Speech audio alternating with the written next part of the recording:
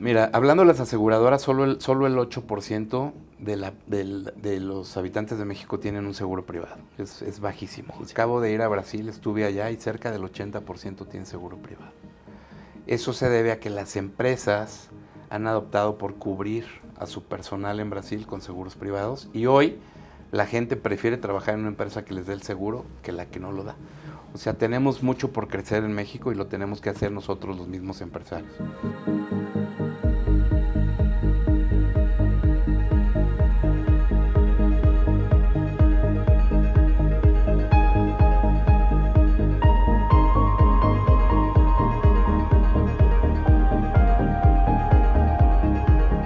Bienvenidos a C-Level. Hoy estamos en Hospital SMAC con Miguel Curi, presidente y director general. ¿Qué tal, Octavio? ¿Cómo estás? Muy buenos días. Muchas gracias a todo tu auditorio. Muchas gracias por aceptar esta entrevista, Miguel. Quisiéramos platicar un poco en esta primera parte tu trayectoria, ¿no? ¿Cómo empiezas en el mundo laboral?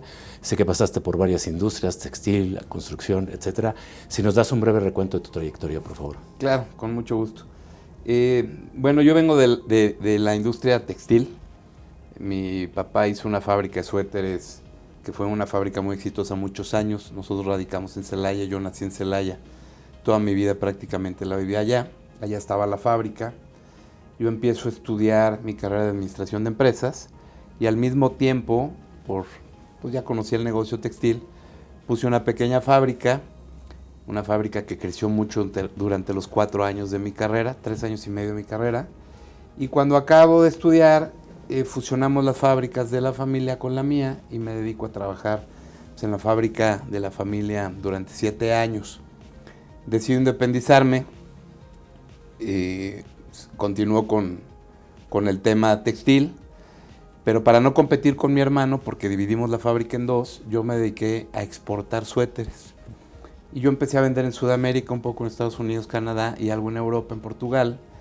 Y bueno, pues con mucho éxito, gracias a Dios, la fábrica creció mucho porque exportaba yo a 10 países. El negocio se fue haciendo chico con la apertura de China. Había una época que comprabas 2 chamarras por 100 pesos y pues nadie volvió a comprar un suéter. Entonces la fábrica se fue haciendo chica, vendí las máquinas y me dediqué a construir vivienda de interés social. Me asocié con una gran constructora en México que era Sare. Construí mucha vivienda en Celaya, algo en Puebla, en Acapulco. Y cuando yo venía a la Ciudad de México, veía los edificios y decía, yo quiero tener un edificio para Celaya. Yo quiero construir un edificio en Celaya, quiero construir un edificio en Celaya. Y bueno, pues hice una maqueta, salí a buscar dinero con los bancos para que me prestaran para construir este edificio. Y un banco me dice, oye, va, sí te presto, pero yo no estoy seguro que Celaya dé para un edificio de oficinas como tú lo quieres hacer. Haz un estudio de factibilidad. Entonces hago el estudio de factibilidad y me arroja que oficinas corporativas no daba para la ciudad, pero que hacían falta consultorios médicos. Entonces esa como que fue la a que mi edificio podría funcionar si hay consultorios médicos.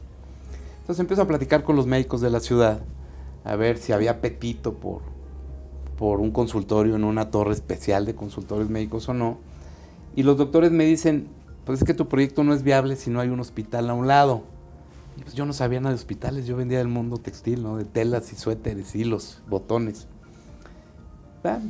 Se me queda en la cabeza que para hacer mi edificio tenía que ser de consultorios y que para pudiera existir un edificio de consultorios tenía que haber un hospital a un lado. Pero yo lo que quería era un edificio para la ciudad. Se enferma mi mamá, la llevo al hospital bueno del pueblo por una enfermedad medianamente delicada, un padecimiento de un sangrado de tubo digestivo provocado por aspirina porque ella estaba anticoagulada y era grande y nos va muy mal. Los aparatos se descomponen a medio procedimiento, entonces la tienen que internar para que se quede y al día siguiente volverle a repetir las cosas. Había cucarachas en los baños, las enfermeras toda la noche jugaron. Decidí traérmela a la Ciudad de México y al pedir la cuenta, pues no te imaginarás, ¿no? La cuenta infame por cosas que no le habían hecho a mi mamá. Entonces en ese momento, como con una iluminación divina, le digo a mi mamá, esto no te vuelve a pasar, voy a construir un hospital en Celaya.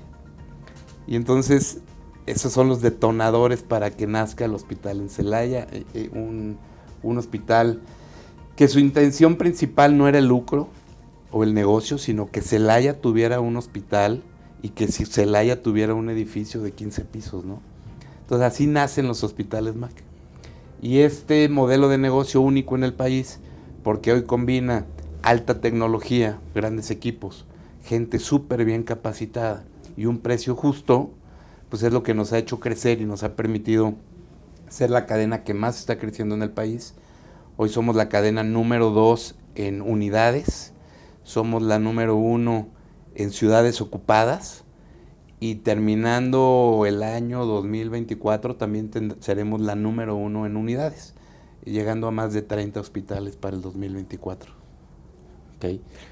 Vaya, un recorrido interesante en la carrera profesional y sobre todo llama la atención esta flexibilidad o la manera de adaptarte en los negocios, ¿no? Porque yo en alguna época estuve en el tema de los textiles también, ¿no? Cuando salí de la universidad y me tocó este tema del TLC, ¿no? Cuando era casi tus costos era como se vendía el producto terminado cuando venía de allá y hizo que mucho la industria se reconfigurara, ¿no? Mucha gente cerró, pero creo que la parte importante es la parte de reinventarse uno y saber también que hay ciertos negocios que tienen un ciclo de vida en el cual depende de muchos factores internos y externos, ¿no? En esa época creo que la industria textil y también la industria del juguete también se vio muy afectada, ¿no? En zapato.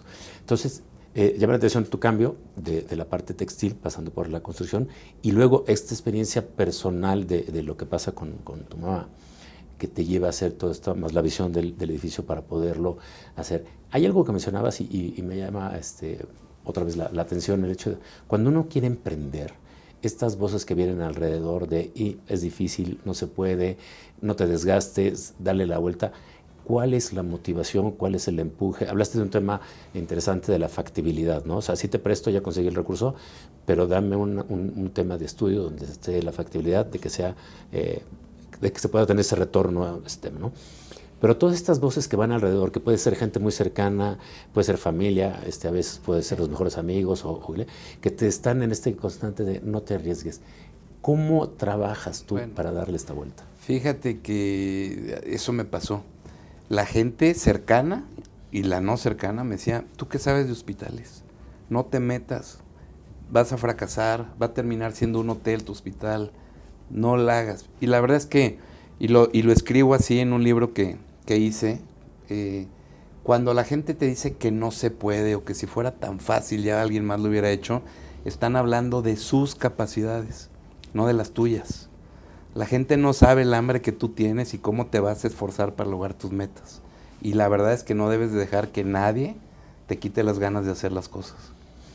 Cuando haces todo este desarrollo y creación de Hospitales MAC, ¿cuáles eran tus principales guías, ¿no? O sea, ¿cuál era tu roadmap, por decirlo de alguna manera, para ir viendo que ibas en el camino correcto? Pues era la ignorancia, ¿eh? Si yo verdaderamente hubiera sabido lo difícil que es manejar un hospital, quizá nunca me hubiera metido. Y el hospital se construyó paso a paso, platicando con grandes médicos de la ciudad, platicando con grandes médicos del país, consiguiendo un gran director médico que es el doctor Javier Castellanos Coutinho, que tiene una historia de éxito como médico en México. Él fue el creador del Senatra, el creador de la Cofepris, él hizo el primer trasplante en México. Entonces él me apoyó desde el principio y me fue guiando con todos estos protocolos médicos que yo no conocía. La parte del negocio no es tan diferente manejar un negocio. Tienes que trabajar, tienes que atenderlo y tienes que hacer que las cosas en medio sean eficientes y con buen servicio. La calidad en los servicios médicos pues es la más importante. Si tú haces bien la calidad y tratas bien a tu paciente y tratas bien a los familiares del paciente, seguramente los estados de resultados se van a pintar de negro muy pronto. Entonces no es diferente.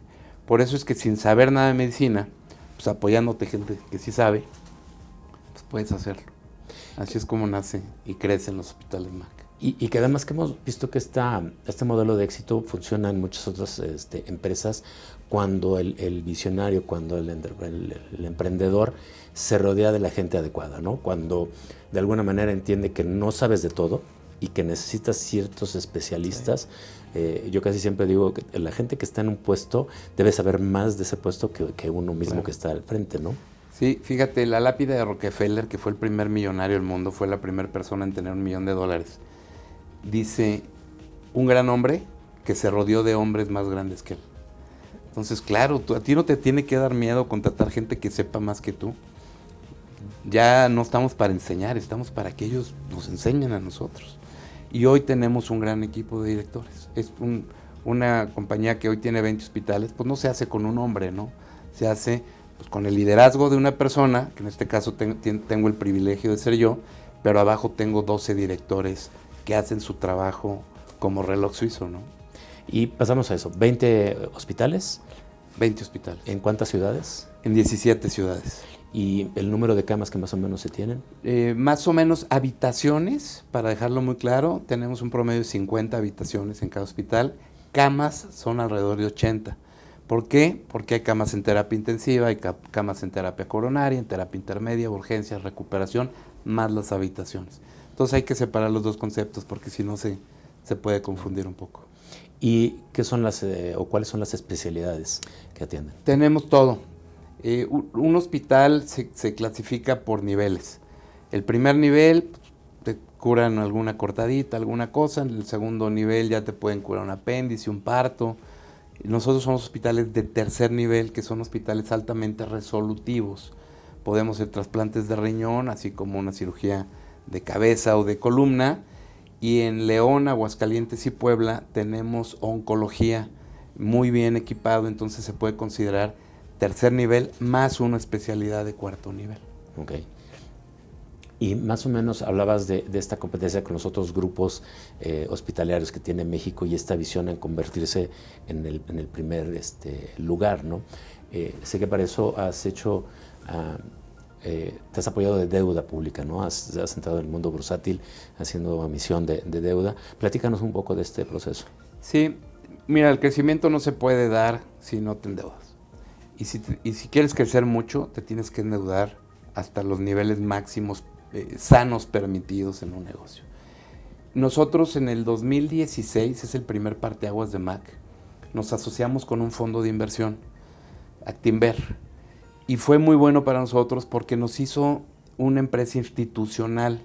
Esto era una empresa 100% familiar, tengo un socio fundador, él pues, de cuates, llega Actinver y nos dice, no, a ver, hay reglas, hay normas, hay transparencia, hay claridad, y se hacen comités y se hacen un gobierno corporativo muy sólido que nos ha ayudado a tomar buenas decisiones y que nos ha ayudado a cometer los menos errores posibles. Y en el camino siempre se cometen errores, sobre todo cuando quieres crecer tan rápido.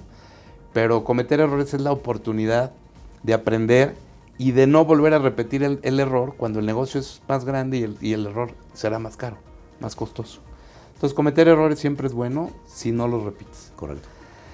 Eso fue en el 2016, nos hacemos institucionales, agarra el negocio mucha seriedad. Yo como director empiezo a pensar de una manera diferente y eso me hace preparar la empresa para que en el 2019 nos hagamos una empresa pública a través de la emisión de certificados bursátiles. En esa ocasión saqué 500 millones de pesos en papel y con esos 500 millones de pesos, curiosamente compré el hospital donde estás ahorita haciendo esta entrevista y un hospital en Tampico. Y seguimos con la construcción de lo demás. Fue exitosa la colocación, el negocio siguió necesitando más capital, entonces hicimos una segunda emisión ya de un tamaño mayor de 1,500 millones de pesos, se vendió 3 veces, es decir, hubo apetito por comprar mi deuda 3 veces de lo que yo vendí, pues eso nos da mucho gusto porque la gente confía en MAC, la gente confía en mí como director de la empresa y bueno, pues eso nos pone en un lugar muy privilegiado. Con muy buena calificación de la empresa por parte de las calificadoras, pues logramos esta emisión y con esto un impulso tremendo para los hospitales. En el 2023 me sale la oportunidad de comprar un grupo de hospitales que eran hospitales H+, y bueno, para eso ya no teníamos capital propio, teníamos una pequeña parte de capital propio, Y entonces a través de la banca consigo los recursos suficientes para comprar este grupo hospitalario y este grupo hospitalario nos coloca en otro nivel porque nos vuelve a hacer crecer 30% nuestras ventas y ya nos hace una empresa muy, muy, muy sólida. Entonces, la evolución de Mac es muy rápida. En el 2023, a finales del 2022 empiezo a buscar capital, pero ya no a través de deuda, porque ya estamos en un nivel adecuado de deuda, y consigo hacer un concurso, se le llama Beauty Contest, en donde invito a 9 fondos de inversión muy serios, globales, que tienen mucha capacidad no solo económica, sino de estructura. Y de estos 9 fondos, 7 me ponen oferta. Pues otra vez nos llena de orgullo decir, oye, pues si es una empresa muy buena para que 7 fondos quieran invertir con nosotros. Escogemos a General Atlantic. Creemos que es el fondo, es un fondo muy completo en el país, además de que es un fondo global y que ya tiene inversiones en hospitales en India y en otras partes del mundo.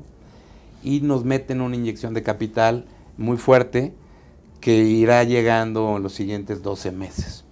Con ese dinero queremos hacer tres cosas y ahorita te voy a explicar por qué. La primera es desarrollo de proveedores y capital de trabajo. La segunda es pago de algo de deuda, de la deuda actual que tenemos bancaria, y la siguiente es terminar los 9 hospitales que estamos construyendo. Queremos abrir 4 o 5 hospitales este año, el resto se abrirán el año siguiente. Y hoy Mac no mide ¿cuál será la palabra? Su éxito basado en lo que vende o en la utilidad que tiene para sus inversionistas. Hoy Mac se ha convertido en una empresa tan seria que buscamos que todo lo que hay alrededor de Mac esté bien. Y cuando te digo que todo lo que esté alrededor, te hablo de nuestros colaboradores. Hoy tenemos cerca de 4,000 colaboradores, queremos tener 5,000 el año que viene. Bueno, tenemos 5,000 ya hoy, porque hay 1,000 que vienen en la construcción de los hospitales. Okay. Los 4,000 trabajan en el ecosistema de curar enfermos, por decirlo así, y 1,000 trabajan construyendo los hospitales que están en proceso. Pero el año que entra queremos ser 5,000 dentro de Mac. Y tenemos que ver por ellos, tenemos que ver que sean empleados contentos, empleados con buenos salarios, con buenas prestaciones, que puedan tener acceso a una carrera dentro de Mac. La segunda parte es la sociedad.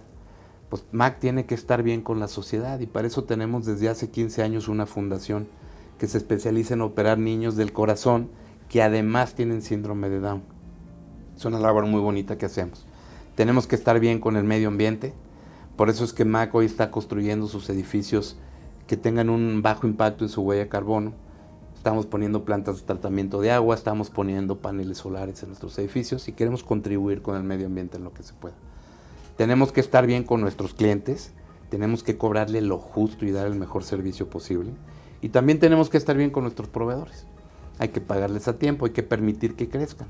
Porque el proveedor de suturas que me vendió para el primer hospital, pues tiene que ir creciendo al mismo tiempo que nosotros para que yo me pueda vender para 20 o los siguientes, cuando tengamos 30 hospitales. Entonces hay que ayudar a que nuestros proveedores buenos se puedan desarrollar.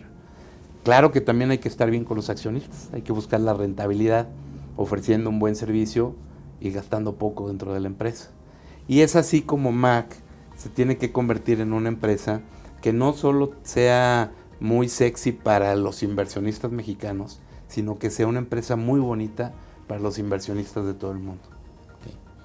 Regresaría a un tema que se me hace muy interesante porque y tiene que ver un poco con el análisis financiero y la adversión al riesgo, ¿no? Porque creo que este crecimiento que has comentado y la proyección, tú dices, no se puede dar sin deuda.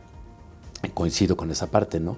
Pero creo que aquí la parte importante es, hay mucho empresario que se endeuda además, y entonces ya es perjudicial, o hay gente que no quiere endeudarse y se queda estancado en un cierto crecimiento. Sí. ¿Cuál es la valoración en donde una deuda, mencionabas que es correcta o es adecuada o es manejable?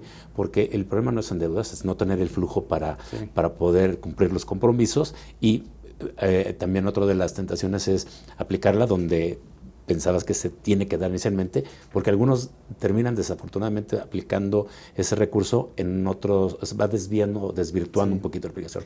Esta experiencia de deuda, coméntanos un poco más. Fíjate que tocas un punto que me gusta. Yo escribí un libro que se llama Sin miedo al deber, pero no es al deber hacer, sino es al deber dinero.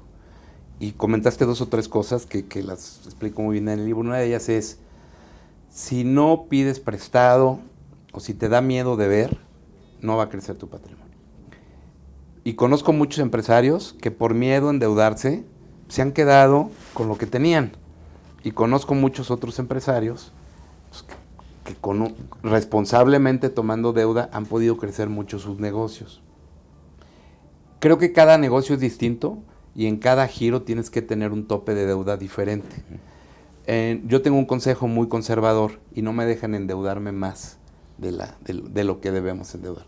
La deuda adecuada para nosotros es 1 año las ventas o 3 veces nuestro EBITDA. Entonces, si nosotros pensamos que tenemos que pedir un nuevo crédito y va a superar estos 2 indicadores, ya no lo tomamos. Fue por eso que decidimos irnos por el capital y no por la deuda. Y el tema de las deudas son buenas cuando las ocupas para generar una felicidad futura. Las deudas que tomas para tener un beneficio hoy son deudas malas. Y esas deudas, te hablo, tú en lo personal vas y compras algo con la tarjeta de crédito que te da la felicidad hoy, es mala. Pero si compras un local comercial y lo vas a tener hipotecado 7 años, pues es una deuda buena porque después de 7 años te va a generar un patrimonio, ¿no? Entonces hay que entender muy bien para qué sí tienes que pedir prestado y para qué no tienes que pedir prestado. Ese es un gran tip, Miguel. Y hablas de esta diferenciación, me llama la atención porque cuando comentabas esta experiencia decías, y a veces nos pasa cuando llegas a un hospital, ¿no? Creo que en mi caso me tocó en algunas ocasiones con mi padre y algunas otras personas, y cuando tú ves ese desglose de la cuenta y de repente ves cosas que comentabas que te cobran que no están y que te genera esa desconfianza, este modelo que están ustedes creando, donde hablas de que sea una excelente atención, pero también a un precio justo, ¿es parte de tu diferenciador? Sí, es uno de los grandes diferenciadores. Tan es así que hoy las aseguradoras nos ven como un hospital preferente. Si tú hablas a alguna aseguradora y le dices que te vas a operar, nos recomiendan a nosotros porque saben que con nosotros van a pagar lo justo. Okay. Y vendría una pregunta interesante con la relación con los seguros, porque cuando tú llegas con un seguro, que siempre es muy bueno tener con un seguro de gastos médicos mayores, y hacen esta valoración de la cuenta que da el hospital y de la que ellos te aprueban, hay una serie de elementos que a veces no quiere cubrir el seguro y a veces lo consideran como innecesario. ¿Cuál es tu visión con este punto de vista de la aseguradora? Mira, la aseguradora tiene razón. Si por ejemplo el paciente hace una larga distancia, que ya no se usa, pero es un ejemplo, si hace una larga distancia de 40 minutos, la aseguradora no tendría por qué pagar esa larga distancia, ¿no? O sea, hay conceptos que verdaderamente no van derivados a curar el padecimiento. Entonces ahí yo estoy muy de acuerdo que la aseguradora las haga a un lado. En nuestros hospitales hay pocos conceptos que la aseguradora no cubre, o prácticamente nulos, porque los incluimos en el precio del cuarto. Entonces, pero si los llegara a ver, tienen que estar muy bien diferenciados si fueron para la comodidad del paciente o para curarlo. Y los que son a veces para la comodidad, pues la aseguradora no tiene por qué pagarlos, ¿no? Los tiene que pagar el paciente de su bolso. ¿Cómo está el sistema de salud en México? Mira, hablando de las aseguradoras, solo el 8% de los habitantes de México tienen un seguro privado. Es bajísimo. Acabo de ir a Brasil, estuve allá y cerca del 80% tienen seguro privado. Eso se debe a que las empresas han adoptado por cubrir a su personal en Brasil con seguros privados y hoy la gente prefiere trabajar en una empresa que les dé el seguro que la que no lo da. O sea, tenemos mucho por crecer en México y lo tenemos que hacer nosotros los mismos empresarios. El tema del sector salud en México, bueno, todos lo sabemos, hoy es complicado. Hay un déficit importante de camas. Si tú te vas a los números de la Organización Mundial de la Salud, tiene que haber 4 camas por cada 1000 habitantes. Y hoy hay una en México por cada 1000 habitantes. Entonces es allá donde yo siempre invito a los empresarios que estamos en el sector salud, lejos de que sean mi competencia y hagan hospitales, a que tenemos que seguir creyendo en el país y que tenemos que llevar salud a más mexicanos. Esa es la visión que tiene MAC. MAC está comprometido para que para el año 2030 tengamos un hospital en cada ciudad que tenga más de 200,000 habitantes. Nosotros vamos a seguir con todo, apostándole al país, buscando hacer convenios con el gobierno federal, estatal o algunas veces locales, porque creo que se le puede ayudar mucho. Y la prueba fue en el COVID. En el COVID los hospitales privados, a través de la Asociación Privada de Hospitales, firmamos un pacto en donde nosotros estuvimos haciendo las cirugías que se tenían que hacer en los hospitales de gobierno, porque los hospitales de gobierno se volvieron 100% COVID. Y funcionó muy bien. Nosotros cumplimos y el gobierno también cumplió y nos pagó. De hecho, veo un reconocimiento que te da. Me dieron ese reconocimiento por haber, ¿no?, apoyado el tema del COVID. Y funcionó muy, muy bien. Y yo creo que ese va a ser el parteaguas para que el día de mañana el gobierno y la iniciativa privada puedan trabajar juntos en beneficio de la salud de los mexicanos. Yo lo veo muy cerca, ¿eh? Y llegando a la parte final, Miguel, retos para el sector, para la industria en los siguientes años, la tecnología, ahora se habla de inteligencia artificial prácticamente en todas las industrias. ¿Cuál es el reto, digamos, tecnológico, económico, financiero y de ámbito, ¿no? Fíjate qué pregunta tan interesante. No soy experto en tecnología, pero sé que vamos tarde. Está evolucionando la tecnología a pasos agigantados. Apenas en diciembre salió el famoso chat GPT. Apenas en diciembre, o sea, tiene unos cuantos meses. ¿Y cómo ha evolucionado? Ya hoy hay 1000 plataformas que se conectan con ese chat GPT. Y bueno, la salud no es la excepción. Hay un sistema hoy, que todavía no tiene validez oficial, pero ya existe, en donde cuando un paciente tiene un cáncer, se le saca el genotipo de ese cáncer, y si eres blanco, nacionalidad mexicana, de tantos kilos, de tal estatura, con tal tumor, se meten los datos a un tema de inteligencia artificial y se mete la imagen del tumor, lo comparan con 10,000 o no sé cuántos casos similares en el mundo, y la computadora dice cuál es la dosis y qué medicamento es el que más le ha funcionado a todo el universo de pacientes con el que se comparó. Entonces el doctor es el último responsable y él tiene que prescribir el medicamento y tiene que firmar, pero es una herramienta que imagínate.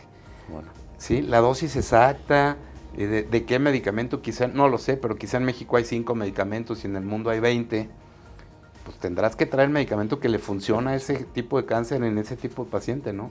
Entonces la sobrevida por temas de cáncer va a aumentar muchísimo con esta tecnología de inteligencia artificial. La telemedicina, pues ya es una realidad, ¿no? Hoy en nuestros hospitales hay telemedicina.